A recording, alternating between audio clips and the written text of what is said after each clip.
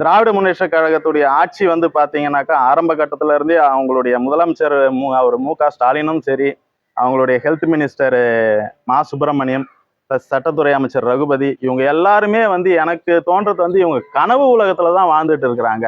இவங்க வந்து மக்களை இவங்க சந்திக்கிறது யாருன்னு பாத்தீங்கன்னாக்கா திமுக காரங்க, அவங்களுடைய கட்சி எம்எல்ஏக்கள், அவங்களுடைய கட்சி கவுன்சிலர்கள், இவங்கள வரைக்கும் தான் இவங்க சந்திக்கிறாங்க. அவங்க வந்து எப்படி போய் சொல்லுவாங்க, ஃபுல்லா தெரு பூரா கஞ்சா விற்கிறாங்க. நீங்க வந்து ஒண்ணுமே வேணாங்க, எல்லா கவர்மெண்ட் ஹை ஸ்கூலாண்டையும் போய் பாருங்க. கவர்மெண்ட் ஸ்கூல் எல்லா ஸ்கூல்லையுமே இங்க 6வது படிக்கிற பிள்ளைங்க பாக்கெட்ல கூட கஞ்சா இருக்கிற ஒரு சூழ்நிலை இருக்கு.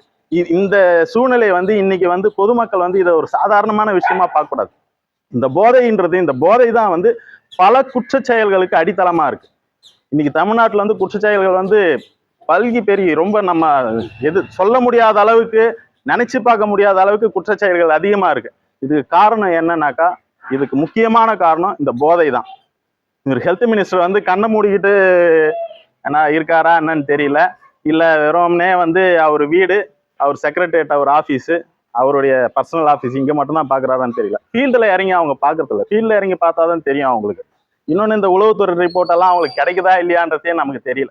இது ஒரு சாதாரண பொதுமக்களை கேட்டா கூட தெரியும். இது இன்னைக்கு வந்து இந்த கவர்மெண்ட் ஸ்கூல்ல யார் படிக்கிறாங்கன்னாக்கா சாதாரண பாமர மக்கள் தான், பாட்டாளி மக்கள், சாதாரண கூலி தொழிலாளிகளோட பிள்ளைகள் தான் படிக்கிறாங்க. இந்த பிள்ளைகளுடைய வாழ்க்கையை சீரழிக்கிறாங்க. இந்த கஞ்சா விற்கிற இந்த பணம் எங்க போய் சேருதுன்னு பாத்தீங்கன்னா திமுகவுடைய கஜானா. இது விற்கிறவங்க பூரா திமுக காரங்க. இதுக்கு அரசு அதிகாரிகள், காவல்துறையினர் உடந்தையா இருக்கிறாங்க. 19 நான் எல்லாரையும் சொல்ல, ஆனா அவங்களுடைய அனுமதி இல்லாம, அவங்களுடைய பார்வைக்கு தெரியாம இது நடக்குமான்னு கேட்டா நிச்சயமா வாய்ப்பு இல்லை. காவல்துறையினருக்கு தெரிஞ்சுதான் இது நடக்கும். அப்ப தெரிஞ்ச ஒரு விஷயத்த வந்து அவங்க நடவடிக்கை எடுக்காம இருக்கிறாங்கன்னா அதுக்கு அவங்க உடந்தையா இருக்கிறாங்கன்றது தானே காரணம். அந்த மாதிரி வந்து இந்த அரசாங்கமே வந்து என்ன கேட்டா கஞ்சா அரசாங்கம் தான் சொல்லுவேன். இது திராவிட மாடல் அரசாங்கம்லாம் கிடையாது, இது கஞ்சா அரசாங்கம்.